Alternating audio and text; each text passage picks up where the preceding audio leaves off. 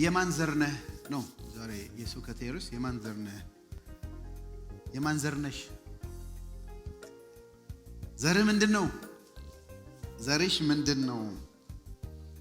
አንድ ብስራት የሚባል ወንዲሁን ሰው አላቅም ስለ ዘር አቆጣጠር የአማርኛውን አጠራር ገብቼ ያገኘሁት ልንገራችሁ። ልጅ፣ አባት፣ አያት፣ ቅድመ አያት፣ ቅማያት፣ ቅማንት፣ ሽማንት፣ ምንጅላት፣ እንጅላት፣ ፍናጅ፣ ቅናጅ፣ አስልጥ፣ አምስጥ፣ ማንተቤና ደርባቴ ይባላሉ። እስከ 12 ትውልድ አማርኛ ነው መኑኝ። መጽሐፍ ቅዱስ ትውልድ ይቆጥራል ወይ ነው የምትሉኝ? አዎ ይቆጥራል። ለእስራኤል ሕዝብ ከመጀመሪያው ከአዳም ጀምሮ ነው እስካሁን እስካሉ ሰዎች የቆጠረው ማለት ነው። እንመጣበታለን። ምዕራፍ 9 ድረስ የስም ቁጥር ብቻ ነው እና እኔ መጀመሪያ ስነሳ ይሄን ዝም ብዬ አልፈዋለሁ እንጂ ከዚህ ምን አስተምራለሁ ብዬ አንደኛ ነገሥት ዜናን በአንድ ክፍል ላስተምር ነበር። በጣም ደጋግሜ ከበሱም ጋር ስናነብ እንዴ ብዙ ነገር አየሁና ዛሬ እሱ ነው ከዘር ሐረግ ነው ምንማረው። ከዛ ውስጥ ያገኘነውን እውነት ነው አብረን የምናየው። መጽሐፍ ቅዱስ በወፍ በረር ጀምረናል። ከዘፍጥረት ነው የጀመርነው። ሁለት ሐሳብ ነው ያለን፣ ሁለት ዓላማ። አንደኛ መጽሐፍት ሁሉ ስለ ኢየሱስ ክርስቶስ ይናገራሉ። ኢየሱስ ክርስቶስ ራሱ ነው በሙሴ ሕግ፣ በነቢያት፣ በመዝሙራት መጽሐፍ ስለኔ የተጻፈው ሁሉ ይፈጸማል። ስለዚህ አንደኛ ዜናም ስለ ኢየሱስ ያወራል ብለን እናምናለን። መጽሐፍት ሁሉ የብሉይ ኪዳን መጽሐፍ ስለኔ ያወራሉ ብሏል። ሁለተኛው ደግሞ እነዚህ ሁሉ የተጻፉልን ስለምንድን ነው? ለትምህርታችን ነው፣ ስለኛ ለትምህርት ነው። እና የኦሪት መጽሐፍ ጨርሰናል። 5ቱን ኦሪት መጽሐፍ የታሪክ መጽሐፍ ላይ ነው ያለ ነው። ከዛ የጥበብን እግዚአብሔር ከረዳን የዛሬ 3 ወይ 4 ዓመት አይዶን ነው አላቅም እንደምንጨርስ የታሪክ መጽሐፍን ግን ጀምረናል። 12 የታሪክ መጽሐፍት ነው ያሉት። ከኢያሱ ከዘፍጥረት እስከ ዘዳግም ኦሪት መጽሐፍት ናቸው። ከኢያሱ እስከ አስቴር ያሉ ድረስ በእኛ መጽሐፍ አቀማመጥ የታሪክ መጽሐፍት ናቸው። ኢያሱን አይተናል፣ መሳፍንትን አይተናል፣ ሩትን አይተናል፣ አንደኛ ሳሙኤል፣ ሁለተኛ ሳሙኤል አይተናል፣ አንደኛ ነገሥት፣ ሁለተኛ ነገሥት አይተናል። ዛሬ አንደኛ ዜናን እንጀምራለን። አንደኛ ዜና ስለ ኢየሱስ ያወራል ወይ? አንደኛ ዜና ምንድን ነው የሚያወራው ብለን እነሳለን። ትልቁን ባይብል ነው ይዤ የመጣሁት። ይሄ አዲሱ መደበኛ ትርጉም ከነ ማጥኛ ጽሑፉ ከነ ማብራሪያው ነው። ደጋግሜ እንደነገርኳቸው አዳዲስ መጽሐፍ ስንጀምር ላስታውሳቸው እወዳለሁ። ሁለት ቅጠል 2 ፔጅ ስለ አንደኛ ነገሥት ማብራሪያ አለው። በጣም ደስ የሚል ነው። መጽሐፉን ከማንበባችሁ በፊት ማን ጻፈው፣ የተጻፈ፣ ለምን ተጻፈ፣ ለምን ዓላማ ነው የሚለው እሱን ብታነቡ መጽሐፉ ሁሉ በደንብ ግልጽ ሆኖ ይገባቸዋል ብዬ አስባለሁ። ብዙ ነገር ከዚህ ነው የወሰድኩት። አሁን ሼር ማድረጋችሁ የመጽሐፉ ጸሐፊ ዕዝራ ነው። ብዙ አንዳንዶች ያጨቃጭቃሉ፣ ግን ዕዝራ ለመሆኑ የምታውቁት የመጽሐፈ ዜና ሁለተኛ ዜና ምዕራፍ 36 ላይ በነገራችን ላይ አንደኛ ዜና ሁለተኛ ዜና ተብሎ የተከፈለው ለኛ በጣም ትልቅ እንዳይሆን ነው እንጂ በአይሁድ መጽሐፍ ዜና ነው የሚባለው፣ የዜና መልእክት ነው የሚባለው። አንደኛና ሁለተኛ ተብሎ አልተከፈለም። ከዚህ በፊትም ነገሥትም እንዲሁ ነው፣ የነገሥት መጽሐፍት ነው የሚለው። አንደኛና ሁለተኛ አልተከፈለም፣ በእኛ ነው። ሳሙኤልም አንደኛና ሁለተኛ ሳሙኤል የተባለው በእኛ መጽሐፍ ነው እንጂ በሂብሪው ባይብል አንድ ነው። የሳሙኤል መጽሐፍ የነገሥታት የዜና መጽሐፍት ነው። እና የዜና መጽሐፍ ሌላ ለየት የሚያደርገው ዜና መጽሐፍ የአይሁድ መጽሐፍ ቅዱስ የመጨረሻው ነው። እኛ ጋር ሚልኪያስ ትንቢተ ሚልኪያስ ላይ ነው የሚያልቀው የብሉይ ኪዳን መጽሐፍ አይደለም። የአይሁድ መጽሐፍ ግን ሁለተኛ ዜና ላይ ነው የሚያልቀው፣ ወይንም የዜና መጽሐፍት ላይ ነው የሚያልቀው። እሱም በሚቀጥለው ሁለተኛ ዜናን ስንጀምር መጽሐፍቶችን አሳያቸዋለሁ ልዩነቱን። ዕዝራ የሁለተኛ ዜና መጨረሻ ቁጥርና የዕዝራ አንድ ቁጥር አንድ ናቸው። ቃላቶቹን እናያቸዋለን። ስለዚህ ዕዝራ ለመጽሐፉ ምንም ጥርጥር የለውም። የመጽሐፉ ስያሜ የቅዱሳን ታሪኮች ሁሉ ዜና ዘገባ ማለት ይችላላችሁ። ዜና ክሮኒክልስ የሚባል አንዳንድ ስቴቶች ክሮኒክልስ የሚባል መጋዚን አላቸው፣ መጽሔት አላቸው፣ ማለት የጋዜጣ አላቸው። እና ዜና ማለት ዘገባ ማለት ነው። እና ከምርኮ በኋላ የተጻፈ ጽሑፍ ነው። ይሄን እናያለን። የቅዱሳን ታሪኮችን የሚናስብ ነው። የመጽሐፉ ታሪክ አንደኛና ሁለተኛ ሳሙኤል ላይ የተጻፈው፣ አንደኛ ነገሥትና ሁለተኛ ነገሥት ላይ የተጻፉት ናቸው። ብዙ አዲስ ነገር የለውም። ታዲያ ለምን መድገም አስፈለገ ነው? አሁን ስታነቡት እንዴ ይሄ ነገር አንብቤ አይደለም እንዴ ትላላችሁ። ነገሥት ላይ አለ የተጻፈው። አንደኛ ነገሥት እና ሳሙኤል፣ አንደኛ ነገሥት፣ ሁለተኛ ሳሙኤል፣ አንደኛና ሁለተኛ የተጻፉት በምርኮ ላሉ ሰዎች ነው። በተለይ ነገሥት የተጻፈው። ይሄ ግን ከምርኮ ለተመለሱ ሰዎች ነው። ባለፈው ሳምንት በሰዴቅያስ ጊዜ ለምርኮ ለባቢሎናውያን ተሰጡ አይደለም? ባቢሎናውያን ወሰዷቸው። የደቡቡ ክፍል የሰሜኑ ክፍል ቀደም ብሎ ለማ ተሰጥቷል? ለአሦራውያን አይደለም። አሁን የባቢሎናውያን ተመልሰዋል። ለተመለሱ ሰዎች ተስፋ እንዲኖራቸው ከየት እንደመጡ የቃል ኪዳን ሕዝብ እንደሆኑ እግዚአብሔር ከአዳም ጀምሮ የነበረውን ፈቃድ በአብርሃም በዳዊት የገለጸውን እንደገናም ደግሞ ለእስራኤል ሕዝብ የገባውን ቃል ኪዳን አይተው አሁን አምላካችንማ ቃል ኪዳን አምላክ ነው ብለው ተስፋ እንዲኖራቸው ወደ አዲስ ምድር መጥተዋል፣ ተመልሰዋል ከምርኮ በኋላ። ስለዚህ ማን ምን እንደሆነ እንዲያውቁ የክህነት አገልግሎት ለማን፣ የንግስና አገልግሎት ለየትኛው ጎሳ እንደሆነ እንዲያውቁ፣ ከሁሉ በላይ እግዚአብሔር የቃል ኪዳን አምላክ እንደሆነ እንዲያውቁ የተጻፈ ነው። ስለዚህ አንደኛና ሁለተኛ ሳሙኤል በብዛት የታሪክ መጽሐፍት ናቸው። አንደኛ ነገሥት፣ ሁለተኛ ነገሥት፣ አንደኛ ዜናና ግን ሁለተኛ ዜና ስለ መንፈሳዊ ነገር ነው። ምንም ታሪክ ቢሆን ዋናው ዓላማው እዝራ ጸሐፊው መንፈሳዊ ሕይወታቸው እንደገና ሪስቶር እግዚአብሔር አምላካቸው በታሪክ የሰራውን አይተው በተለይ ዳዊት የሰራውን መንፈሳዊ ታድሶ አጉልቶ ነው የሚናገረው። ለየት የሚያደርገው አንደኛ ዜና ሁለተኛ ዜና ወይንም የዜና መጽሐፍ ልበለው፣ የዜና መጽሐፍ ከነገስታቱና ከሳሙኤል ለየት የሚያደርገው ስለ ዳዊትና ስለ ሰለሞን ሲናገር ውጥቀታቸውን አያወራም። ለምሳሌ አሁን ዳዊት በጣም ነገስትና ሳሙኤል ላይ ስናየው ምንድነው? ሳሙኤል ላይ ስናየው እግዚአብሔር እንደ ልቤ ብሎት ግን በጣም መጥፎ ነገር አድርጓል። ለምሳሌ ከቤርሳቤ ጋር አመንዝሯል። የቤርሳቤን ባል አስገድሏል። ዜና ላይ ይሄን አታገኙ። ዜና ላይ አታገኙ። ሰለሞን ስንት ሺህ ነው ያገባ ምናምን የሚለው 700 ሚስቶች 300 ቅባቶች 1000 ሚስት አገባ። አማልክቶቻቸውን አመለከ አይደለም? ነገስት ላይ ይሄን ዜና ላይ እናገኘው እና ይሄ የሚያደላ ሰው ነው እንዲያጻጻፉ ነው ወይ ብለን እናስባለን። ድካማቸውን ሸፍኖ እንዳንዳንድ ወንድሞች በቃ እኔ የሰው ድካም አላወራም ጥሩ ነገር እንደማወራው እንደሚሉ እዝራን እንደሱ ሰዱት። ዓላማ ስላለው ነው። በኋላ እንመጣለን። ምክንያቱም ዳዊትም ሰለሞንም ነገስታቶች ሁሉ ፍጹም አይደሉም እንዳየነው እስከዛሬ በነገሥት መጽሐፍ። ግን አሁን በጣም የሚያመለክቱት ከሰይ ዘር ስለሚመጣው ከሰይ ቁጥቋጦ ስለሚያፈራው ስለ መሲሁ እሱ ደግሞ ፍጹም እንደሆነ ምሳሌ አድርጓቸው ስላቀረባቸው ድካማቸውን አልተጻፈም። የመጽሐፉ መቼ ነው የተጻፈው? ከ450 ዓመተ ዓለም አካባቢ የዝምታው ዘመን ከመጀመሩ በፊት ነው። የብሉይ ኪዳን የመጨረሻ መጽሐፍ ነው ብያቸዋለሁ። የመጽሐፉ ዋና ሐሳብ አንደኛ ነገሥት 17 እግዚአብሔር ከዳዊት ጋር የገባው ቃል ኪዳን ነው። አባት ሆነዋለሁ እሱም ልጅ ይሆነኛል፣ በዘመኑ ሁሉ በእግዚአብሔር ቤት የሚነግስ አይጠፋም ተብሎ ለዳዊት የገባለት ቃል ኪዳን። ዳዊት ቤቱን ሊሰራለት ቃል ሲገባ ኖ አንተ አይደለም ለኔ ቤት የምሰራው እኔ ነኝ ላንተ ቤት የምሰራልህ ብሎ ስለ ትውልድ ስለ ኢየሱስ ክርስቶስ የተናገረው ነው። እና የእግዚአብሔር የቃል ኪዳን አክባሪነት የቃል ኪዳን ታማኝነት ነው። ይሄን ስናይ ማለት ነው፣ ይሄንን ስንመለከት። ስለዚህ መጽሐፉ በሁለት መክፈል ይቻላል፣ በሁለት መቁጠር ይቻላል። ከምዕራፍ 1 እስከ 9 የእስራኤል ሕዝብ የትውልድ ሐረግ ነው። አሁን ያነበብነው ማለት ነው የትውልድ ሐረግ ነው። ዛሬ እሱን ነው የምናየው። ከዘፍጥረት እስከ ምርኮ መመለስ ድረስ ያሉ ሰዎች ናቸው የተደረደሩት። ማለት ከአዳም ጀምሮ አሁን ከምርኮ እስከ ተመለሱ ሰዎች ስም ዝርዝራቸው አለ። ዛሬ እናያለን። የሚቀጥለው ሳምንት ከምዕራፍ 10 እስከ 29 የዳዊትን ዘመነ መንግስት እናያለን። የዳዊትን ስርወ መንግስት እናያለን። ዳዊት በአጠቃላይ ከ10 እስከ 29 አንደኛ ነገሥት የዳዊት ታሪክ ነው። ረጅም ሰፋ ያለ ታሪክ ነው።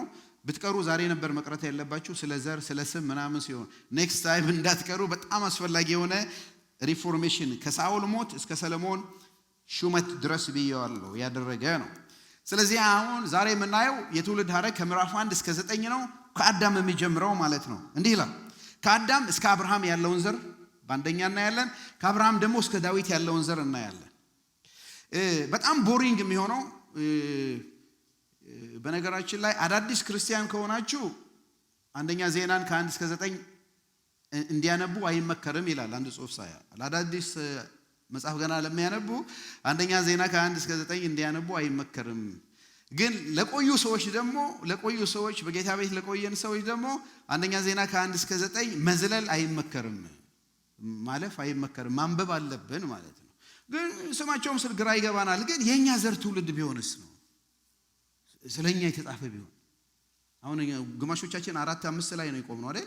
ከዛ የተጻፈ ዶክመንት ብናገኛው ከኛ የሆነ አንድ አያታችን ቅድመ አያታችን ምንጅላታችን ምናምን የጻፈው ጽሁፍ ተገኝቶ ከዛ ዘር ብንገባስ እሱ ኮፒ ተደርጎ በደንብ ነው የሚነበበው አይደለም? እና ለኛ ምንም ላይሆን ይችላል። ግን ከምርኮ ለተመለሱ 70 ዓመት ከምርኮ ለተመለሱ ምን የት እንደሆኑ ለማያውቁ ሰዎች የቅድመ አያታቸው ያያታቸው ምንጅላት ነው የተባለው የምንጅላታቸው ቅድም ሲሰሙ ዋው የኔ ትውልድ አባቴ ለካዬ ነው የአባቴ አባት ለካዬ ነው የአባቴ አባት ምንጅላቴ ነው እየሄዱ የጻፉ የት ይወስዳቸው ለታ አምጥቶ ዳዊት ላይ አብርሃም ላይ ወስቶ አዳም ላይ ይገጥማቸው። ለካ ሁላችንም ያዳም ዘር ነን ዝርያ ነን። ስለዚህ መጀመሪያ ሲጀምር ከአዳም ነው የጀመረው። ይሄው ምዕራፍ 1 ከቁጥር 1 አለፍ እያልኩ ነው ማንበው። አዳም፣ ሴት፣ ሄኖስ፣ ቃይናን፣ መላኤል፣ ያሬድ፣ ሄኖክ 7ኛ ትውልድ እንደሆነ ይናገራል። 7ኛው ምን ነበር ያልኳችሁ ቅድም? ምንጅላት ነው። አዳም የሄኖክ ምንጅላት ነው ማለት ነው። ማቱሳላ፣ ላሜ፣ ኖህ። የኖህ ወንድ ልጆች ሴም፣ ካም፣ ያፌት። የሴም ልጆች ኤላ ስማቸው ይቀጥላል። 19 ለዔቦር 2 ወንድ ልጆች ተወለዱለት። አንደኛው ልጅ ይልና ይነበባል በዘመኑ ምድር ተከፍላ ስለነበረ ፋሌቅ ተባለ። ወንድሙም ዮቅጣን ተባለ።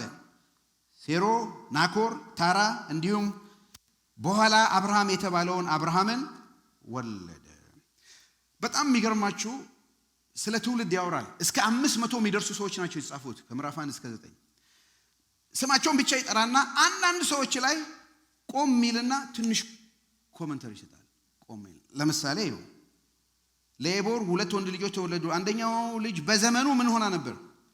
ምድር ተከፍላ ስለነበረ ፋሌቅ ተባለ ብሎ ይቀጥላል ማለት ነው። እንዴት አሳዛኝ ኮሜንተሪ ነው። በዘመኑ ምድር እንዲሁ አሁን የቤተክርስቲያን መሪዎች፣ ፓስተሮች፣ ሽማግሌዎች እና አገልጋዮች ማለት የስማችን እየተጠራ በሱ ዘመን ቤተክርስቲያን ተከፈለች የሚባል በጣም የሚሆን ነው። ግን ምድር ተከፈለች የሚለው ዘፍጥረት 10 ላይ በቋንቋ የተነሳ ባቢሎን ግንብ ለመስራት ሲሉ እግዚአብሔር ቋንቋቸውን ኮንፊውዝ አላደረገም።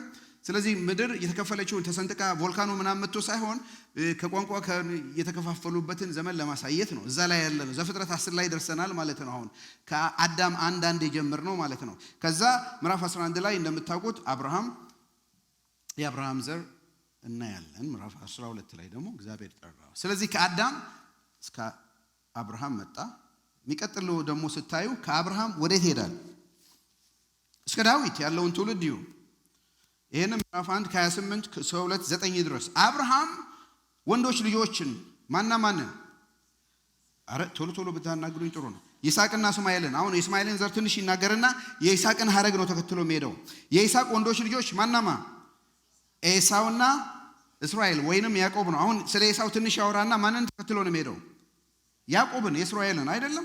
የእስራኤልም ልጆች ያዕቆብ እነዚህ ናቸው። 12ቱ ነገድ ሮቤል፣ ስምዖን፣ ሌዊ፣ ይሁዳ፣ ይሳኮር፣ ዛብሎን፣ ዳን፣ ዮሴፍ፣ ቢንያም፣ ንፍታሌም፣ ጋድ፣ አሴር 4 ናቸው።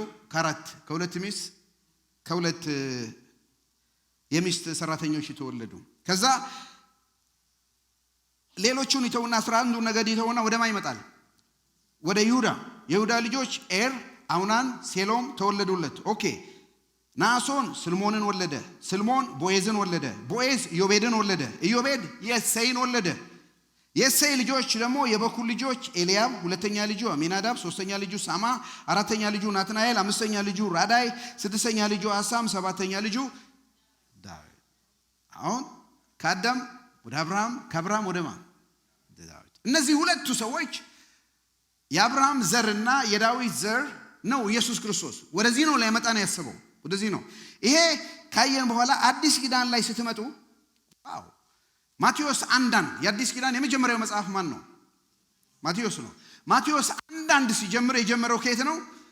ከአንደኛ ነገሥት፣ ከአንደኛ ዜና፣ ከምዕራፍ 1 ነው የጀመረው፣ ወይንም ከዘፍጥረት ነው የጀመረው። ስናይ እንዲህ ይላል ማቴዎስ 1 እንዲህ ይላል የዳዊት የአብርሃም ልጅ ሆኖ የኢየሱስ ክርስቶስ የትውልድ ሐረግ የሚከተለው ነው። እዩ ማን ነው የሚቀድመው? አብርሃም ነው የሚቀድመው? ዳዊት ነው? አብርሃም ነው። ግን ሲጀምር ማን ነው ያለው? የዳዊት ልጅ የአብርሃም ልጅ አይደለም። ስለ ዳዊት ልጅ ዳዊት መንግስቱን የሚያነሳ ነው። ኢየሱስ ክርስቶስ የእግዚአብሔር ልጅ ንጉስ እንደሆነ የሚያደርግ ነው። ከዛ ወደ አብርሃም ይመለሳል። አብርሃም ይስሐቅን ወለደ፣ ይስሐቅ ያዕቆብን ወለደ፣ ያዕቆብ ይሁዳና ወንድሞቹን ወለደ ይልና ወደ ይሁዳ ይመጣል። ኢዮቤድ እሴይን ወለደ፣ እሴይ ንጉስን ዳዊት ወለደ። አዲስ ኪዳን። ስለዚህ ዜና ላይ የምታዩትን የዜና ጸሐፊ ከምርኮ ለተመለሱ ህዝብ ዘራችሁ ይሄ ነው፣ እግዚአብሔር የተስፋ ቃል ኪዳን አምላክ ነው፣ የፈጠራችሁ ተስፋ የገባው ለአብርሃም ባንተ ዘርህን እባርካለሁ ብሎ የገባው አምላካችሁ ዛሬም ቃሉን ይፈጽማል። ለዳዊትም ደግሞ በቤትህ የሚቀመጥ ለዘላለም የሚነግስ ንጉስ አለ ብሎ የገባው የተስፋ ቃል አምላክ ነው። ለአብርሃምም የገባው ለዳዊትም የገባው የዛ ህዝብ ናችሁ እናንተ። እግዚአብሔር እንደገና ተመልሶ ይሰራቸዋል፣ ያድሳቸዋል፣ የዳዊትን ዙፋን እንደገና ይመልሳል፣ እግዚአብሔር ህዝቡን ይባርካል። ይሄ በተስፋ እንዲኖሩ የሚያደርግ ነገር ነው። እሺ የትውልዱን ሀገር አድርገን አየን አይደለም? አድርጉን አየ ከአዳም እስከ አብርሃም፣ ከአብርሃም ደግሞ እስከ ዳዊት እንተር አየን። ጥያቄ ጠየኳችሁ፣ የማን ዘር ነህ? የማን ዘር ነህ? የማን ዘር ነሽ? እንዲሁ ላይ ስንታይ ሁላችንም የመጀመሪያው የአዳም ዘር ነን አይደለም? አሁን ወስቶ አዳም ጋር እንደገጠመን አያታችሁ ምን ነበር ሲቀደም ያነበብኩት ራሱ ልጅ፣ አባት፣ አያት፣ ቅድመ አያት፣ ቅማያት ሚገርም ነው። ቅማንት ምንጅላት ብቻ ነው በደማቀው እስከዛ ድረስ ሄዶ ያለ ነው። ኦኬ ይሄን ስንበረበር ሄደን ምን ደርሰው ማጋ ነው? አዳም ነው። ስለዚህ በእግዚአብሔር አምሳል የተፈጠረ ዘርህ ማን ነው ከተባለ የትኛውን? የላይኛውን ነው። የላይኛው የአዳም ዘር፣ በእግዚአብሔር አምሳል የተፈጠርኩ የአዳም ዘር ነኝ። ስለዚህ ሰዎች ሲናገሩ ሰምታችሁ ታውቃላችሁ። አንድ ዘር ነው በዓለም ላይ ያለው፣ እሱም የአዳም ዘር ነው አይደለም? ሰዎች የሚናገሩ ሁላችንም የአዳም ዘር ነን። ከላይ ላያችን ውስጣችን ደግሞ ሲገቡ አማኞች የሁለተኛው አዳም ዘር ነን። ሁለተኛው አዳም ማን ነው? ኢየሱስ። በእግዚአብሔር ቃል በእግዚአብሔር መንፈስ ዳግም የተወለደ ልጆች ነን። ኬታ መጣሁ? አንደኛ ጴጥሮስ 1:23 ላይ ዳግመኛ የተወለዳችሁት ከሚጠፋ ዘር ሳይሆን ሕያው በሆነ ጸንቶ በሚኖር በእግዚአብሔር ቃል አማካኝነት ከምን ዘር ነው? ከማይጠፋ ዘር ነው። ክብር ለእግዚአብሔር ይሁን። አሜን። እውነተኛ አይደንቲቲያችን ይሄ ነው። በክርስቶስ ኢየሱስ በቅዱስ መንፈስ አማካኝነት ያገኘ ነው። እውነተኛ ዘራችን የእግዚአብሔር ልጆች ነን። በቅዱስ መንፈሱ አማካኝነት የተወለድን ዳግም የተወለድን ሰዎች ነን። ይሄ ነው የአዳም ዘር ነን፣ አንክድም። የመጀመሪያው አዳም ዘር ነን። እግዚአብሔር በአምሳሉ የፈጠረን፣ በአምሳሉ ፈጥሮ ብቻ የተወን አይደለንም። እኛ አማኞች ደግሞ በቅዱስ መንፈሱ ዳግም የወለደን ከማይጠፋ ዘር የተወለድን የእግዚአብሔር ቤተሰብ ነን። አሜን። ዘር ማን ነው? የሚጠፋው ከአዳም ዘር የመጣሁት፣ የማይጠፋው በክርስቶስ ኢየሱስ ያገኘሁት አዲስ ዘር ነው። ስለዚህ ወደዚህ ሲያመጣቸው እነዚህን ከምርኮ የተመለሱን ሲያመጣቸው ወስዶ አዳም ጋር ነው የተከታቸው። በዳዊትና በአብርሃም በኩል ናቸው። ስለዚህ ለዳዊት የተነገረው ተስፋ፣ ለአብርሃም የተነገረው ተስፋ ለነሱ ነው። ለአዲስ ኪዳንም ደግሞ ሲመጣ ለኛ ለአማኞች ከአሕዛብም ለመጣን ምን ብሎናል? ሁሉም የተስፋ ቃል ለአብርሃም የተገባው የተስፋ ቃል ሁሉ በማ በኩል? በክርስቶስ ኢየሱስ ለኛ ነው። አሜን ነው። ክብር ለእግዚአብሔር ይሁን። አሜን። ስለዚህ የታሪክ መጽሐፍን ስታዩ አትለፉት ልላችሁ ፈልጌ ነው። ከምዕራፍ 1 እስከ ምዕራፍ 9 ገሌ የወለደ ቅድመው ስማቸውን እንኳን በትክክል መጥራት ያቃተኛል። ስታነቡ ደግሞ ብዙ ነው እና አንዳንዶቹ ጋር ቆም ይልና አንዳንዶቹ ሰዎች ጋር ቆም ይልና የሚናገረው ነገር አለ እና በሁለት ከፍዬዋለሁ እኔ። ከእስራኤል ሕዝብ የትውልድ ሐረግ ምን እንማራለን ብዬ ስንነሳ ቅድም ተናግሬያለሁ። ቅዱሳን መጽሐፍ በሚሰጡት መጽናናት ተስፋ እንዲኖረን ቀደም ብሎ የተጻፈው ሁሉ ለምናችን ተጽፏል። አንደኛ ዜና ምዕራፍ 1 ከ1 እስከ 9 የተጻፉ ገሌ ወለደ፣ ገሌ የምትሉ ገሌ በሉ፣ ከሌ የምትሉ ከሌ በሉ፣ ግን የወለዱ እነዚህ ሁሉ ለትምህርታችን ካልሆነ ታዲያ ለምን ተጻፉ? እና እውነቱን ለመናገር ብዙዎቻችን ስናነብ እናልፈዋለን፣ አዲስ ኪዳንም እንኳን ያለውን እናልፋለን። ዛሬ እንዳናልፍ ነው። እኔም ይሄን ስብከት አልሰብክም ብዬ ነግሬያችሁ ነበር፣ ግን ቆም ብዬ ካንጠናው በኋላ እንኳንም አላለፍከው እንደምትሉኝ ያውቃለሁ ማለት። ከነዚህ ሰዎች ከተጻፉት 500 ሰዎች ይደርሳሉ። ከነሱ የተወሰኑ ሰዎች ላይ ቆም ብሎ ተናግረዋል። ምንድነው?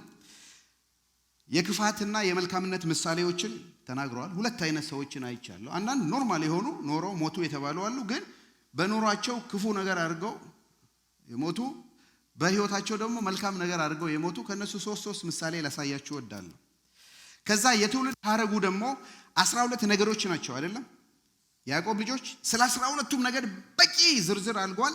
ስለ ይሁዳና ስለ ሌዊ ነገድ ግን ሰፊ ክፍል አውርቷል። እንመጣበታለን። ሁለቱ ነገዶች ላይ ትኩረት አድርጓል። ይሄ ጸሐፊ 12ቱ ነገድን ቢያወራ ሁለት ነገድ ላይ ትኩረት አለው። በይሁዳና በሌዊ ነገድ። 6 ሰዎች ላይ ደግሞ ትኩረት አድርጓል። 3ቱን በኔጌቲቭ 3ቱን በፖዚቲቭ። በኔጌቲቭ ያነሳቸው ብዙ ናቸው። እኔ ግን 6ቱን ብቻ 3ቱን ፒክ አድርጌያለሁ። ኦኬ። የትውልድ ሐረግ ውስጥ የተነቀፉ ሰዎች፣ የክፋት ምሳሌ የሆኑ ሰዎችን ላንሳላችሁ ቶሎ። ገና አንደኛ ነገስት ነው፣ ነገስት አይደለም፣ አንደኛ ዜና ነው። ከነገስት ገና አልወጣሁም እኔ እዛ ላይ አለሁት ማለት ነው። አንደኛ ዜና ነው 2:3 ላይ እንዲህ ይላል። የይሁዳ ወንዶች ልጆች ኤር፣ አውናን፣ ሴሎም፣ እነዚህ 3ቱ ከከናናን ሚስቱ ከሴዋ ወለደ። የበኩር ልጁ ኤር በእግዚአብሔር ፊት ምን ሆነ? ክፉ ሰው ሆነ፣ እግዚአብሔርም ቀሰፈው። አሁን የክፋት ምሳሌ 3 ሰዎች። አንደኛው የኤር ክፋት ከይሁዳ ነገድ ነው። የሚገርማችሁ የይሁዳ ልጅ ነው የወለደው። በእግዚአብሔር ፊት የበኩር ልጁ ክፉ ሰው ሆነ፣ ክፋት አደረገ፣ እግዚአብሔርም ቀሰፈው። ምን እንደሆነ አይናገርም። ሁለተኛ ልጁ ግን ትዝ ይላችኋል፣ አግብቶ ዘር አስቀር ሲባል ዘሩን ውጭ ያፈስ ነበር። እግዚአብሔርም ሁለተኛ ልጁን ቀሰፈው። ትዝ ይላችኋል። የዚህ ሰው የክፋት አልጻፈም፣ ግን ክፉ ነገር አድርጓል በእግዚአብሔር ፊት። እግዚአብሔር የማይወደውን ነገር አድርጓል። እግዚአብሔር የማይፈልገውን ነገር አድርጓል። እግዚአብሔር የሚጠላውን ነገር አድርጓል። ስለዚህ እግዚአብሔር ምን አደረገው? ቀሰፈው። እንዴት አሳዛኝ ነው! በትውልድ ታሪክ እየተነገረ ገሌ ገሌን ወለደ እየተባለ ይሁዳ ኤርን ወለደ። ኤር ክፉ ሰው ነበር፣ እግዚአብሔር ቀሰፈው። በጣም ያሳዝናል። በዚህ ትውልድ ስናይ ክፋት። ሁለተኛውን የክፋት ምሳሌው የአካን ሌብነት። አካን የተባለ ይህም ከይሁዳ ነገድ ነው። አንደኛ ነገሥት አይደለም፣ አንደኛ ዜና ምዕራፍ 2 ነው። አንደኛ ዜና ምዕራፍ 2 ቁጥር 7 ላይ ሁለተኛው ሰው በክፋት የተጠቀሰው የከርሚ ወንድ ልጅ አካን፣ እሱም እርም የሆነውን ነገር ሰርቆ በእስራኤል ላይ ጥፋት እንዲመጣ ያደረገ ሰው ነው። ትዝ ይላችኋል። ኢያሪኮን ካለፉ በኋላ ሲዋጉ ከጋይ ሰዎች ጋር ሲዋጉ የሆነ ነገር አስቀረ፣ ሰረቀ። በዛ የተነሳ የእስራኤል ሕዝብ በጠላት ተመታ። ከዛ ኢያሱ አገኘውና ካባ ወርቅ ደብቆ ነበር ወስዶ፣ እርም ነው ይሄን ነገር አጥፉ ደምስሱ ከተባለ ነገር ወስዶ አስቀርቶ ነበር። ከዛ እግዚአብሔር አጋለጠው።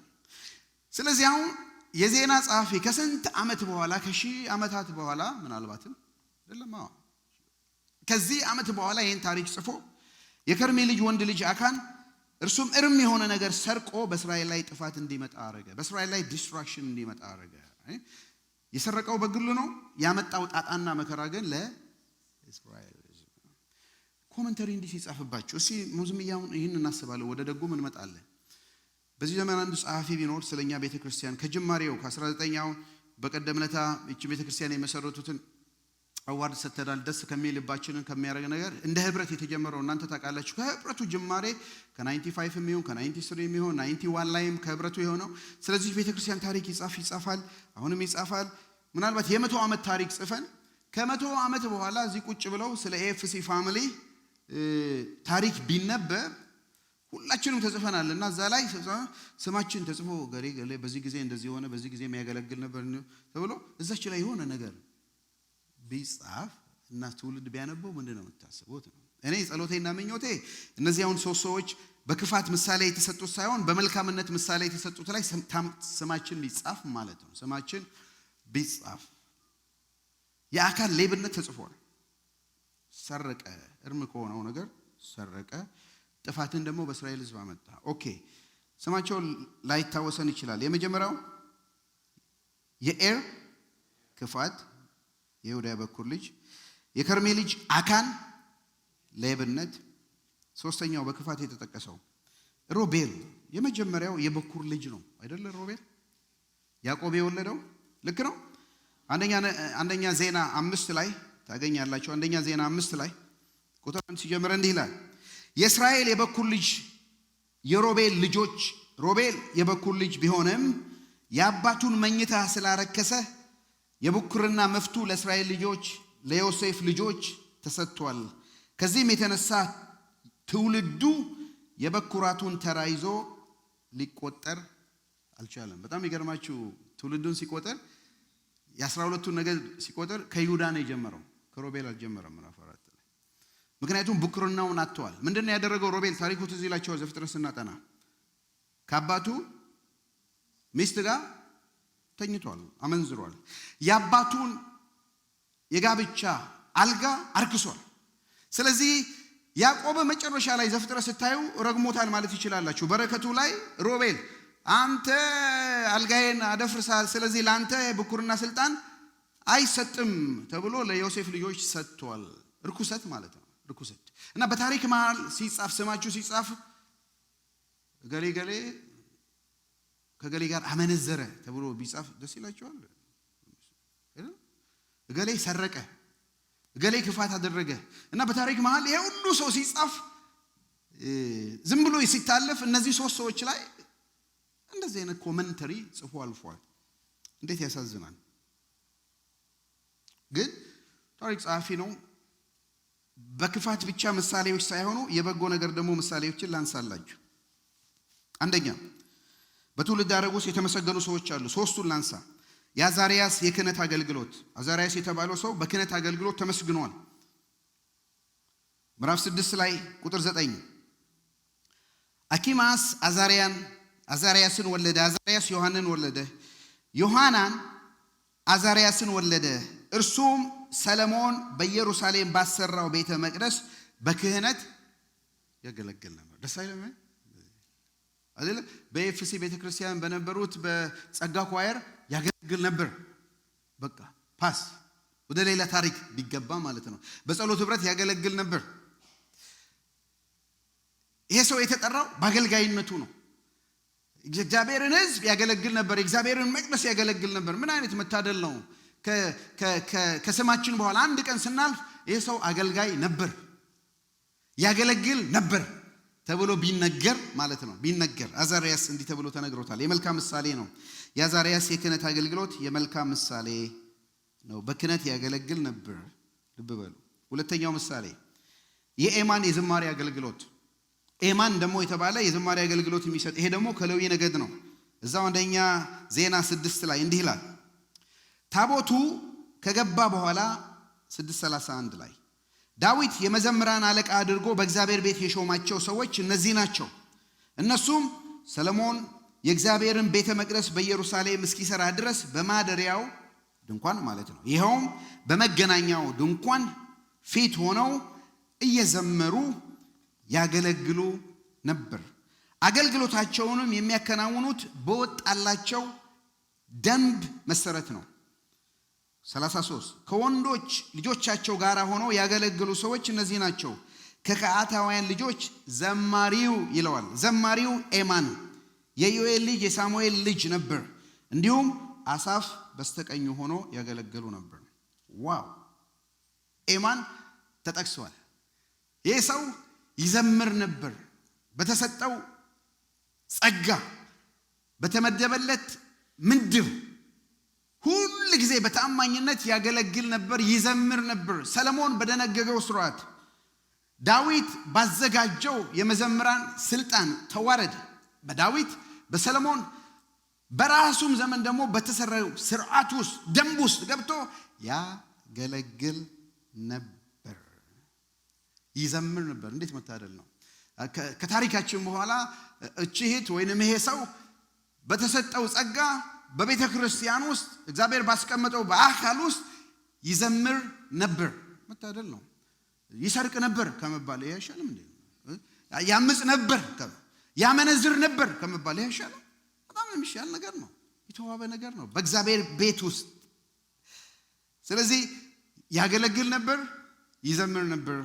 ሶስተኛው ሰው ላይ ትንሽ ቆም ብዬ እሱም ራሱ 2 ቁጥር ስለሰጠው የአንደኛ ዜና ጸሐፊ ቆም ልል አስባለሁ። ይሄንን ብዙዎቻችን እናውቀዋለን።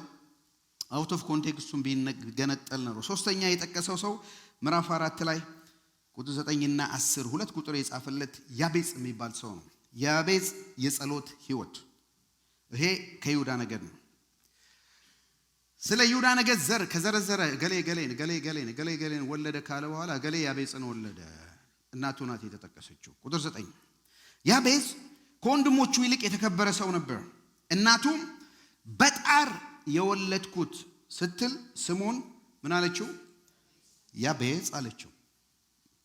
ያቤጽም አቤቱ እንድትባርከኝ ግዛቴን እንድታሰፋልኝ እለምንሃለሁ፣ እጅ ከኔ ጋር ትሁን፣ ከስቃይና ከጉዳት ጠብቀኝ በማለት ወደ እስራኤል አምላክ አንብቡልኝ ጮኸ። እግዚአብሔርም የለመነውን ሰጠው። ቅድም ስለ ትውልዳችሁ ስለ አባታችሁ ጻፉ ብያለሁ። ስለ አወላለዳችሁ ሲጻፉ የኛ ባህልና የይሁድ ባህል ይመሳሰላል። ለምንድን ነው አሁን የወጣላችሁ ስም ለምን ተሰጣችሁ?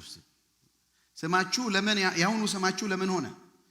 እንዴት ሰየሟችሁ? ማን ነው ያወጣላችሁ? በነገራችን ላይ እናታችሁ፣ አባታችሁ፣ አያታችሁ ወይንም የመንደር ሰው ወይ የቤተ ክርስቲያን ሰዎች ወላጆች? ጥሩ ነው። ያቤጽ ማለት ህመም ማለት ነው። ፔን ማለት ነው። እሺ ልጆቻችሁን ፔን ብላችሁ ያወጣችሁ አላችሁ? እኔ አንድ እናት ነግራቸዋለሁ እንደዚህ ያወጣች ነግራቸዋለሁ። ፔን ህመም ኦፍ ኮርስ ስትወልድ በጣም ኤክስትሪም የሆነ ፔን ኖሯት ነው። ታማ ነው። ምጧ ረዝሞ ነው። አስጨናቂ የሆነ ምጥ ይዟት ነው። ከዛ ስትወልደው ህመም አለችው እንዲያስታውሳት። የሚገርማችሁ ዛሬ ብዙዎች ስም አውጥተናል። ያቤጽ ብለን ያወጣናለን። ያቤጽ የሚባል ልጅ አለ እኛ ቸርች ውስጥ እንትን ውስጥ አለ። እናቷን አሁን ጠይቃለሁ፣ እናገራለሁ። እግዚአብሔር ህመሙን ያስረሳል ብዬ አምናለሁ። ከዛ ጋር በተያያዘ መንገዱ ማለት ነው። ያቤጽ ህመም አለችው። ይሄ ሰው አደገ መኖር ጀመረ እንደማንኛውም ሰው እና ሲጠሩት ህመም ነው የሚባለው ወይንም አንተ በሽታ ነው ፔን ይባል። ይሄ ነገር ምንድነው ትርጉሙ ያውቀዋል፣ የሚታወቅ ነው፣ ሌላ ነገር የለም። ስለዚህ ወደ እናቱም አይደል ወደ ምንም አይደለም፣ ወደ እግዚአብሔር ነው የመጣው። ወደ እግዚአብሔር መጣና የጸለየውን ጸሎት ስለ 4 ነገር ነው እዚህ ውስጥ የጸለየው አይደል? አቤቱ መባረክን ባርከኝ አይደል? እንድትባርከኝ እለምንሃለሁ፣ ባርክ ባርከኝ። ህመም ነው፣ ፔን ነው ስሙ። ባርከኝ አልተጻፈም። እርግጠኛ ነኝ መንፈሳዊም ስጋዊም በረከትን የያዘ ነው። ባርከኝ እባክህ መባረክን ባርከኝ። የእስራኤልም አምላክ ያዕቆብ ማለት ነው። ያዕቆብም መባረክን ባርከኝ አልለቅህም ብሎ እንደተሟገተ እግዚአብሔርን ባርከኝ፣ መባረክን ባርከኝ። ሁለተኛው ዳርቻዬን አስፋ ነው የቀደመው። ግዛቴን አስፋ፣ ቴሪቶሪዬን አስፋ፣ ግዛቴን አስፋ። በሌላ አነጋገር ተጽዕኖዬን አስፋ፣ ኢንፍሉዌንሴን አስፋ ነው። ሊሚትድ ሆኜ አልኑር። ህመም ተብዬ ዝም ብዬ አልኑርና ቴሪቶሪዬን አስፋ ነው። ድንበሬን ዳርቻዬን አስፋ ነው። እንጸልይ እንችላለን። the prayer of Jabez የሚባል በ2000 ዓመተ ምህረት የታተመ መጽሐፍ አለ። በጣም በዘመኑ ቋንቋ ቫይላር ሆኖ በሚሊየንስ ነው ታትሞ የተሸጠው እና ብዙ ነቀፌታም ድጋፍም አስታኳል። አንዳንድ ሰዎች ዝም ብሎ ሰልፊሽ ጸሎት ነው ይላሉ። ለራስ መጸለይ ሰልፊሽ ነው እንዴ? ነገር ወይ አረ እናንተ ለራስ መጸለይ እንደዛማ ሰልፊሽማ ከሆነ አንድም ሰልፊሽ ያልሆነ እዚህ ቤት የለም ማለት ነው። ሁሌ ስለ ራሳችን ስለምንጸልይ ማለት ነው አይደለም? እንዳውም በሰው ጸሎት ርዕስ ስለ ራሳችን አይደል የምንጸልየው? ነግራቸዋለሁ። ያቺት እንዳው ሁሉ ቀን ስለኔ መጸለይ ከበደኝ። ዛሬ እንኳን ስለ እናቴ ሲልጸልይ ልማልድ ብላ የመጀመሪያ ጸሎቷ እግዚአብሔር ሆይ ለእናቴ ቆንጆ አማች ስጣት ብላ ነው የጸለየችው። ለእናቷ ነው ጸሎቱ አይደለም? እንጸልያለን። መንፈሳዊነት ነው። ይሄ ሰውዬ ከነበረበት ጉስቁልና እባክህ ከዚህ ጉስቁልና አላቀኝ፣ መባረክን ባርከኝ፣ ድንበሬን አስፋ። ሶስተኛው ነው ከስቃይ ከጉዳት ጠብቀኝ፣ ከፔን ጠብቀኝ። ለራሱ ለሰውም ፔን እንዳይሆን፣ ለሰውም ህመም በሽታ እንዳይሆን፣ ለእናቱም ለትውልዱ በሽታ እንዳይሆን ጠብቀኝ። በሶስተኛ ደረጃ ሚስ ያረኩት ወይንም አራተኛ በሉት እጅህ ከኔ ጋር ትሁን። እጅህ የእግዚአብሔርን ፕሬዘንስ ማለት ነው። በቃ ከዚህ በኋላ በቀረኝ ዘመን እጅህ በኔ ጋር ትሁን፣ እጅህ በላይ ላይ ትሁን። ክብር ለእግዚአብሔር። እኔም በረከት በዚህ ነው መባረካችሁ ስንጸልይ። አቤቱ እግዚአብሔር መባረክን ይባርካችሁ፣ ከክፉ ሁሉ ይጠብቃችሁ፣ ድንበራችሁን ዳርቻችሁን ያስፋ፣ መልካሚቱ እጅ በእናንተ ላይ ትሁን። አሜን አሜን።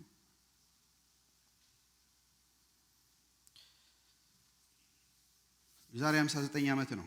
59 ዓመት አንድ እናት ታረግዛለች። 9 ወር ጠበቀች፣ ልጁ አልመጣም። 10 ወር ሆነ፣ አልመጣም። 11 ወር አልተወለደም ልጁ። ከዛ ወደ ሰፈር ወዳለው ሐኪም ቤት ሄደች። በኋላ ሐኪሙ ልጁ ሆዷ ውስጥ ሞቷል፣ ግን የእናትየውን ነፍስ የመትረፍ ዕድል አላት፣ ቶሎ ወደ ሆስፒታል ወደ ክፍለ ሀገር ሆስፒታል ወሰዷት ተባለ። ተራውጠው ይዘዋት፣ አንድ ላንድ ሮቨር የሚባል መኪና ነበር፣ ይዘዋት ወደ ሆስፒታል ሄዱ እና መንገዱ ገባ ወጣ ነው፣ ገጭ ገጭ የሚል ነው። ሲነት ጋጋጋም ሲል የ11 ወር የነበረው ሕፃን ብሎ ወጣ መኪና ውስጥ ማለት እና አባትየው አልተዘጋጀም፣ ምላጭ ምናምን አላያዘም። ጩቤ አውጥቶ አምብሪካል ኮርዱን ቆረጠው እና አያትየው የእናቱ እናት አየችና ይሄ ልጅ ስም ይውጣለት አስጨናቂ ብላ ይሄ ስም ይውጣለት አለች። ይሄ አስጨናቂ ሰው ነው፣ የልጄን አያት ስለሆነ የልጄን ሕይወት ሊገላት ነበር። እሱ ሞቶ እኔ ልጄ በተረፈልኝ እያሉ ነበር ወደ ሆስፒታል የወሰዱት። እሱም ወጣ አስጨናቂ ያሉት። እናትየው ግን ራርታ አይ ምዬ አስጨናቂ አይደለም፣ ይሄ ልጅ ሞትን አሸንፎ ወጥቷልና አሸናፊ ይባል። አሸናፊ ይሆን ያ ሰው እኔ ነኝ። ያ ሰው እኔ ነኝ። እናቴን አመሰገንኳት። አስጨናቂ ቢሆን ስሜ ምን ነው? ጋሽ አስጨናቂ፣ ፓስተር አስጨናቂ ነው የምትሉኝ?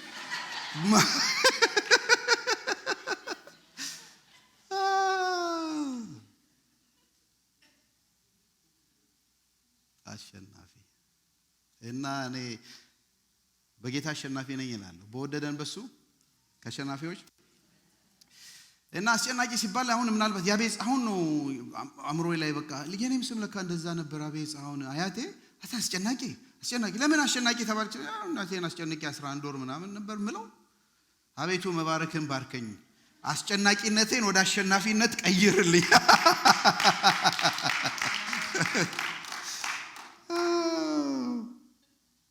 ታዲያ እንዳልካቸው ከየት መጣ ነው ያላችሁ?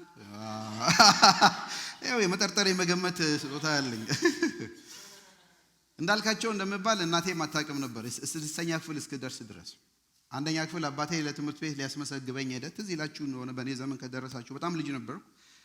እጃችሁን እንዲያርጋችሁ ይሄን ጆሮ ከነካችሁ ነበር ትምህርት ቤት የምትገቡት አይደል? ብዙዎቻችሁ ከኔ ከፍ ያለ ንገሩኝ። እንደዚህ ሕፃን ልጅ አይደርስም፣ የሆነ ካልደረሰ እጁ አይደርስም። ቼክ አድርጎ ኬጂ ምናምን ያሉት እዚህ ያጥራል። በዚህ ጆሮ ንካ ሲለኝ አልነካውም። በኋላ አይ ይሄ ልጅ ገና ነው የሚቀጥለው ዓመት ይምጣ ሲለው አባቴ ለትምህርት ቤቱ ዳይሬክተር ታምራዮ ሲማ ይባላል፣ እስካሁን አስታውሳለሁ። ይሄስ ቀስ ብሎ ይደርሳል፣ የዚህ ታላቅ ወንድም አለ ሀገር ቤት ነው እና እባክህ ለሱ እንደምን ቦታ ፈልግልኝ ሲለው እሺ ይተዋወቃሉ። እሺ ያለው እና ስሙ ማን ነው ሲለው እንዳልካቸው ይባላል። እንዳልካቸው ተፈራ ተብሎ ተመዘገበል። ከዛ አባቴ ያኔ ልብስ ሰፊ ነበረ። ሲመጣ ካኪ ያለ 6000 ካኪ የሚባል ሱሪ ምናምን እና የሆነ ሰንደል ጫማር ታኮ ያለው እሱን ገዛልኝና ትምህርት ቤት ስሄድ ወይ ይሄ እንዴት አልመጣም ሲለው አይ ገጠር ነበር፣ ይሄንማ አስረፈትክበት አድጌበት ማለት ነው። እንትኑን ንካ ግን አላለኝም እና ዘገባው አንደኛ ክፍል ያወጣልኝ አባቴ ነው። ከዛ ስድስተኛ ክፍል እናቴ አባቴ ነጋዴ ነበር ሲመላለስ መጣች አንድ ቀን እና ለካ ጠይቃ ልጄን ፈልጋለሁ። ልጅሽ ማን ነው? አሸናፊ። አይ ፕራይቬት ስኩል ነበር ፊላደልፊያ የምንማረው፣ ትንሽ ተማሪ ነው ያለው 25 ነው 30 ማን ነው እና አሸናፊ የሚባል ስድስተኛ ክፍል የለ። አረ በኋላ እየተማርኩ ያለ በር ተከፈተ እና ከዳይሬክተሩ ጋር እናቴ ትመጣለች። ተፈጠረ ብዬ ደነገጥኩና መጣች ነው ይሄ ነው አሸናፊ ስትል የልጆትንም ስም አያውቁም እንዴ? ይሄማ እንዳልካቸው ነው። የምን እንዳልካቸው? አባቴ ሁሉ አመት አልነገራትም እንደሚባል ማለት ነው። ግን አመሰግናለሁ፣ አንድ አመት ሴቭ አድርጎልኛል በትምህርት ቤት ማለት ነው። ኦኬ ይሄ ለመመለስ ያለው ምክንያቱም ሐዋሳም አሁን የተለያየ ቦታ አገልግሎት ይጠሩኝና ተደውሎ ለማስተዋወስ ነው ሲሉ አዎ አሹ ይመጣል ሲሏቸው አይ እኛ አሹ አይደለም እንዳልካቸው ነው የምንፈልገው ይላሉ። እንዳልካቸው ነው። አይ እንዳልካቸው አሸናፊ ያው ነው እና ሁለቱም ስም ቀይሬ አይደለም እዚህ ሀገር ስመጣ ለማለት ነው። ሁለቱም ስሜ ነው። አቤቱ መባረክን ባርከኝ እጄ እግዚአብሔር ይባርካል። ታሪክንም ፔንንም ወደ በጎነት ይለውጣል። ድንበርን ያሰፋል። እኔ ህይወት እንዲሆንላችሁ እንዲበዛላችሁ መጣሁ። ሌባው ሊሰርቅ ሊገድል ፔን ነው አይደለም፣ ሞት ነው ይዞ የሚመጣው። እኔ ግን ህይወት እንዲሆንላችሁ መጣሁ። ክብር ለእግዚአብሔር ይሁን። እነዚህ ሰዎችን ይዋቸው በክፋት ምሳሌ ያሉ፣ የደግነት ምሳሌ ያሉ የቱ ጋር እንሆን? በእውነት በታሪካችን ሲጻፍ ከትውልድ መጽሐፍ ውስጥ ይሄን እናስባለን። ጌታም እንዲህ ብሏል፣ አቤቱ መባረክን ባርከኝ ሲል አንተ ግን ስትጸልይ ወደ እልፍኝ ግባ፣ መዝጊያን ዘግተህ በስውር ላለው አባትህ ጸልይ፣ በስውር የሚያይ አባትህ በግልጥ ይከፍላል። ወገኖች ሆይ ዛሬ ምን ጸልያለን? ባለፈውም ነግሬያቸዋለሁ። የሕዝቅያስን ጸሎት እንጸልያለን። ከቃሉ በኋላ ደብዳቤውን ይዞ በእግዚአብሔር ፊት አይደል ያመጣው? በእግዚአብሔር ፊት በቤተ መቅደሱ አምጥቶታል። በጓዳም የምንጸልየው ጸሎት አለ። ይሄ ደግሞ የኛ የጸሎት ቤት ነው፣ የኛ ጓዳ ነው፣ የኛ እልፍኝ ነው። በጸሎት ቤቴ ደስ አሰኛቸዋለሁ፣ ቤቴ ለአሕዛብ ሁሉ የጸሎት ቤት ትባላለች። በዚህ ጸሎት ቤት እንጸልያለን። እንደ ያቤጽ መባረክን ባርከኝ፣ ድንበሬን አስፋ። እግዚአብሔር ቢባርከን በእኛ ደግሞ አሕዛብን እንዲባርክ ነው አይደለም? እንደ አብርሃም እግዚአብሔር ዳርቻችንን ቢያሰፋ መልካም ተጽዕኖ እንድናመጣ ነው። እግዚአብሔር እጁ በእኛ ላይ ብትሆን የእሱን በጎነት እንድናወራ፣ ጽድቁን እንድናወራ ነው። ክብር ለእግዚአብሔር ይሁን። አሜን። ስለዚህ እንጸልያለን። ይዘንም የመጣነውን ነገር በእግዚአብሔር ፊት እንጸልያለን። ኦኬ የትውልድ ሰዎችን አየን፣ መልካምና በበጎ። ሁለቱን ደግሞ ትኩረት የሰጠባቸውን ነገዶች እንመልከት። ከዛ ስለ ኢየሱስ የሚለውን አውርተን እንጸልያለን። የትውልድ ሐረግ ሁለት ትኩረቶች ላይ ከ12ቱ ነገድ በይሁዳ ነገድና በሌዊ ነገድ ላይ ትኩረት አድርጓል። ትኩረት አንድ በይሁዳ ነገድ ላይ ያለው ነው። ከምዕራፍ 2 ቁጥር 1 እስከ ምዕራፍ 4 23 ድረስ የይሁዳ ነገድ ነው በጣም የዘረዘረው። ኦልሞስት 3 ምዕራፍ ላይ ምዕራፍ 3 ቁጥር 1 እንዲህ ይላል፣ ዳዊት በኬብሮን ሳለ የተወለዱት ወንዶች ልጆች እነዚህ ነበሩ። እነዚህ 6 የተወለዱለት ዳዊት በኬብሮን ሆኖ 7 ዓመት ተኩል በገዛበት ጊዜ ነው። ስለ ሚስቶቹ ሁሉ ይዘረዝራል። ዳዊት በኢየሩሳሌም 33 ዓመት ነገሰ፣ እዛም ደግሞ ወለደ። በኢየሩሳሌም የተወለዱትም ልጆች እነዚህ ነበሩ፣ ሳሙስ፣ ሶባብ፣ ናታን እና ሰለሞን። ቁጥር 10 የሰለሞን ልጅ ሮብዓም ነበር። አሁን ደግሞ ነገስታቱን እዩ። የሮብዓም ልጅ አባያ፣ የአባያ ልጅ አሳ፣ የአሳ ልጅ ኢዮሳፍጥ፣ የኢዮሳፍጥ ልጅ ኢዮራም፣ ኢዮራም ልጅ አካያዝ፣ የአካያዝ ልጅ ኢዮስያስ፣ የኢዮስያስ ልጅ አሜስያስ፣ የአሜስያስ ልጅ አዛርያስ፣ ኢዮአታን፣ አካዝ፣ ሕዝቅያስ፣ ምናሴ፣ አሞን፣ ኢዮስያስ ይባሉ ነበር። የኢዮስያስ ወንዶች ልጆች የበኩር ዮሐና፣ ሁለተኛ ልጁ ያቄም ነበረ። ሶስተኛ ልጁ ሴዴቅያስ፣ አራተኛ ልጁ ሶሎም። የያቄምም ዘሮች ልጁ ዮአኪን፣ ልጁ ሴዴቅያስ። አሁን ከዳዊት ይጀምርና ሰለሞን፣ ሮብዓም ያየናቸው እነዚህን 20ውን ነገስታት ይተርካል። አመጣጣቸውን ነው። ይሁዳ ላይ ዙም እናርጎ ትልቅ ትኩረት ሰጥቶታል። ከትውልድ ከ12ቱ ነገድ ይሄ ጻፊ ከምዕራፍ 1 እስከ 9 መጻፈው በይሁዳ ላይ ለምን አተኮረ? ሁለተኛው ትኩረቱ በሌዊ ነገድ ላይ ምዕራፍ 6 ከቁጥር 1 እስከ 81 ረጅሙ ምዕራፍ 6 ነው። 81 ቁጥር አለው። ምዕራፍ 6 ከቁጥር 1 81 የሌዊ ነው። የሌዊ ወንድ ልጆች ጌርሳም፣ ቃት፣ ሜራሪ። የቃት ወንድ ልጆች እምብረም፣ ይስዓር፣ ኬብሮን፣ ኡዝኤል።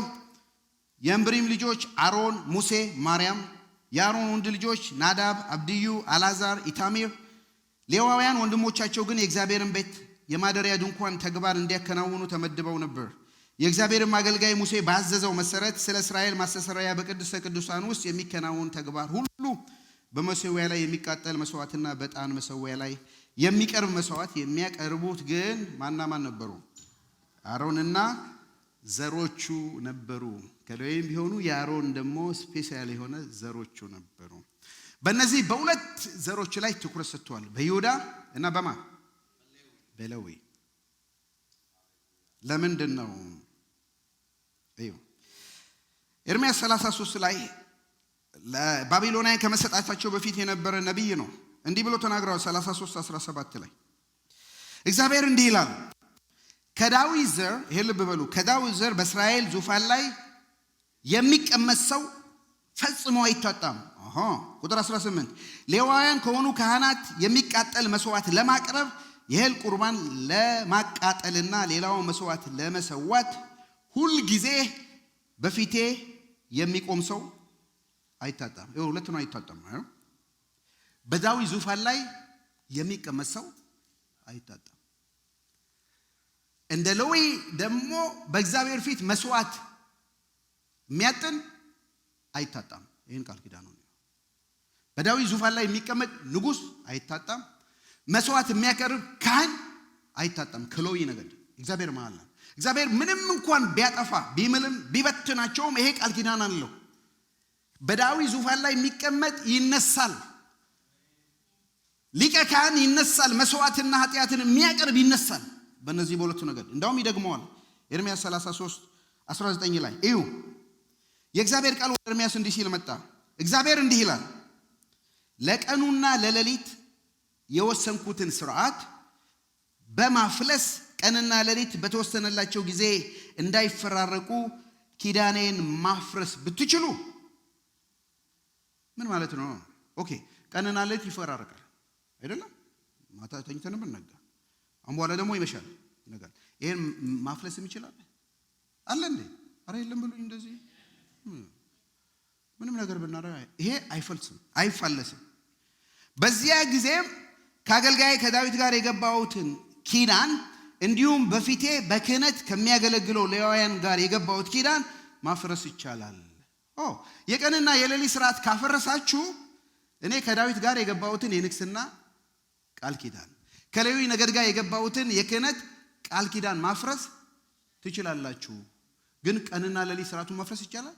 አይቻልም። ስለዚህ ከዳዊት ጋር የገባሁት ቃል ኪዳን አይፈርስም። ከሌዊ ጋር የገባሁት የክህነት አገልግሎት አይፈርስም። ቁጥር 22 የአገልጋይን የዳዊት ዘር በሉኝ። ማን ነው እሱ? ኢየሱስ ክርስቶስ አይደል? የዳዊት ዘር የሆነ ከዳዊት ስር ይበቅላል የተባለ እንዲሁም በፊቴ የሚቆሙትን ሌዋውያን እንደማይቆጠሩ እንደ ሰማይ ከዋክብትና እንደማይሰፈሩ የባሕር አሸዋ አደርጋቸዋለሁ። ዋው! የእግዚአብሔርን ቃል ኪዳን ነው። አሜን።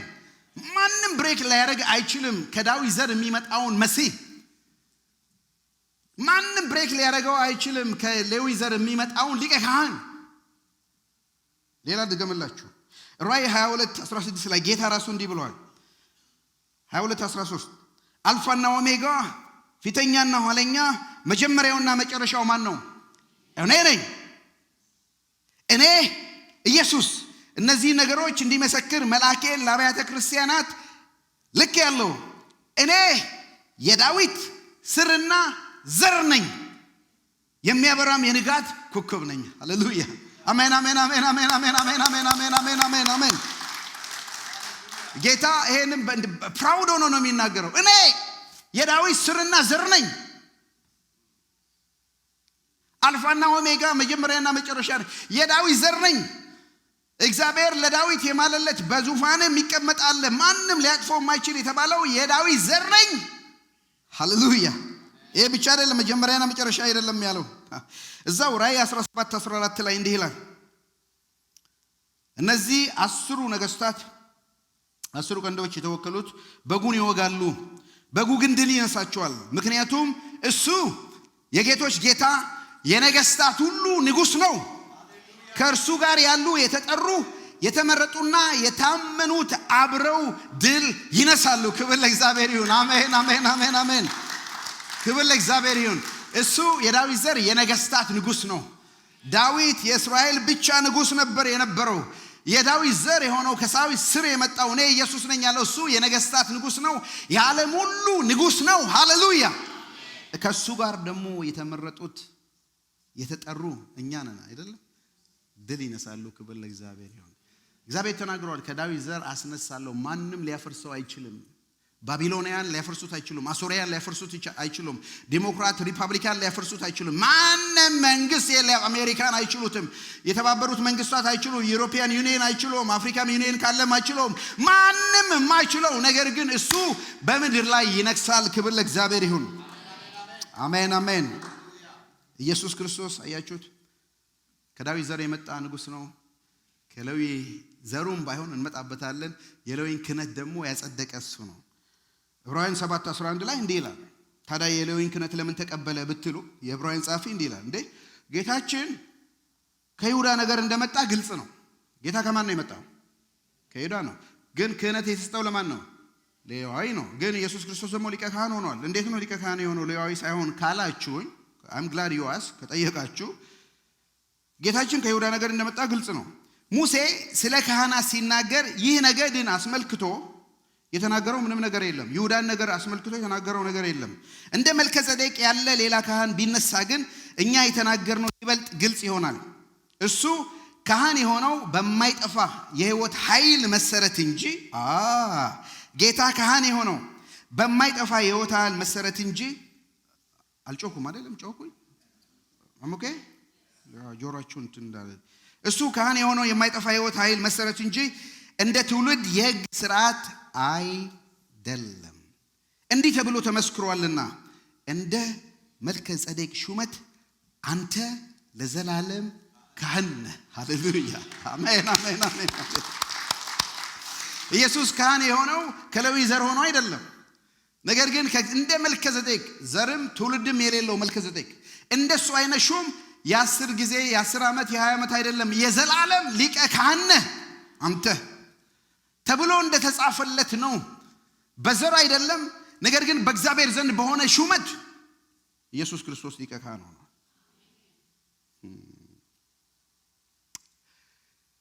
ስለዚህ እዩ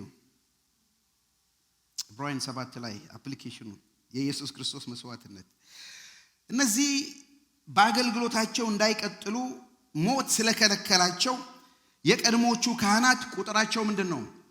ብዙ ነው። ብዙ ናቸው ካህናት የሆኑ ከአሮን ጀምሮ። ምክንያቱም ሞት ይሞታሉ፣ ካህን መሆን አይችሉም። ይሞታሉ፣ ካህን መሆን አይችሉም። ይሞታሉ፣ ካህን መሆን ሌላ ይተካል። ስለዚህ ሊቀ ካህናት የሆኑ ብዙ ናቸው። ምን ስለከለከላቸው? ሞት ስለከለከላቸው። ቁጥር 24 ኢየሱስ ግን አያችሁት? ኢየሱስ ግን ለዘላለም የሚኖር በመሆኑ ክህነቱ የማይሻር ነው። ክህነቱ የማይሻር ነው። እሱ የዘላለም በመሆኑ ሞትን አሸንፎ የተነሳ በመሆኑ ሞት ቀብሮት ሊገለው ስለማይችል ያው ስለሆነ ዘላለም ስለሚኖር ክህነቱ የማይሻር ነው። ቁጥር 27 እሱም እንደ ሌሎች ሊቀ ካህናት መጀመሪያ ስለ ራሱ ኃጢአት ከዚያም ስለ ሕዝቡ ኃጢአት በየስንት ጊዜው በየቀኑ መስዋዕት ማቅረብ አስፈልገው ራሱን አንዴ በሰጠ ጊዜ ስለ ኃጢአታቸው ለአንዴና ለመጨረሻ ጊዜ መስዋዕት አቅርቧል። በመስቀል ላይ እግዚአብሔር ተቀብሎታል። ሃሌሉያ አሜን አሜን አሜን።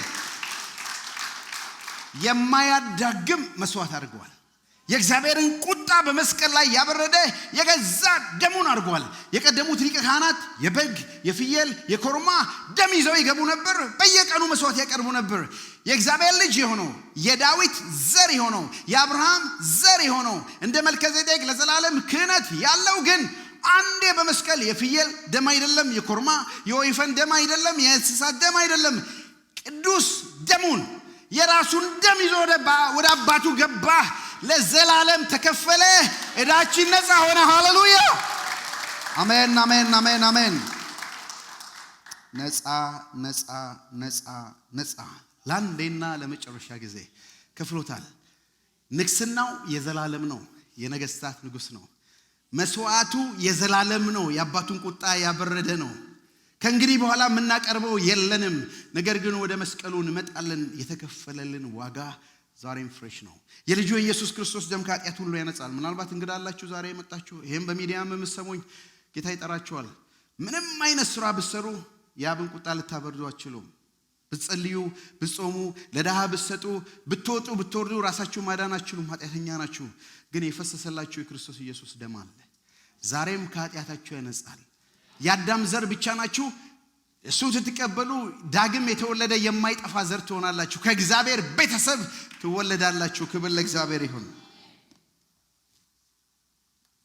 ወንጌል የታለ ነው የምትሉኝ? ወንጌል ተኮር ትርክት እስካሁን ያነሳ ነው ወንጌል ተኮር ትርክት ነው። ኢየሱስ የነገስታት ንጉስ ነው፣ የዳዊት ዘር። ኢየሱስ ደግሞ ሊቀ ካህን ነው። ይህም ወንጌል ይላል ሮሜ 1 ላይ ስለ ወንጌል ነው ሲጀምር ማቴዎስ እንደጀመረ። ይህም ወንጌል በስጋ ከዳዊት ዘር ስለተወለደ እንደ ቅድስና መንፈስ ግን ከሙታን መነሳት የተነሳ በኃይል የእግዚአብሔር ልጅ ሆኖ ስለተገለጠ ስለማን ነው?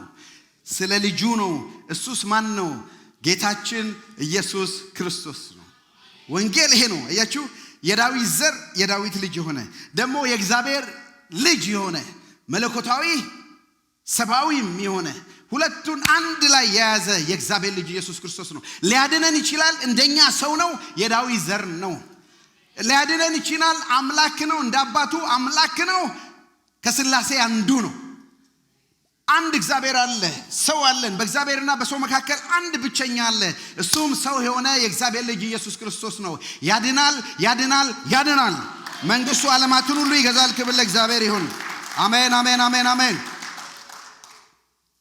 ሁሉ ነገር ቢጠፋባችሁ ከሰማነው ነገር ዋናው ቁም ነገር አይጥፋችሁ። የማን ዘር እንደሆናችሁ አይጥፋችሁ። ከማን እንደተወለዳችሁ አይጥፋችሁ። ከዳዊት ዘር በሆነው በልጁ በኢየሱስ ክርስቶስ በኩል በቅዱስ መንፈሱ ከማይጠፋ ዘር ዳግመኛ የወለደን እግዚአብሔር አምላካችን አባታችን ለዘላለም እስከ ዘላለም የተባረከ። አሜን፣ አሜን፣ አሜን፣ አሜን፣ አሜን፣ አሜን።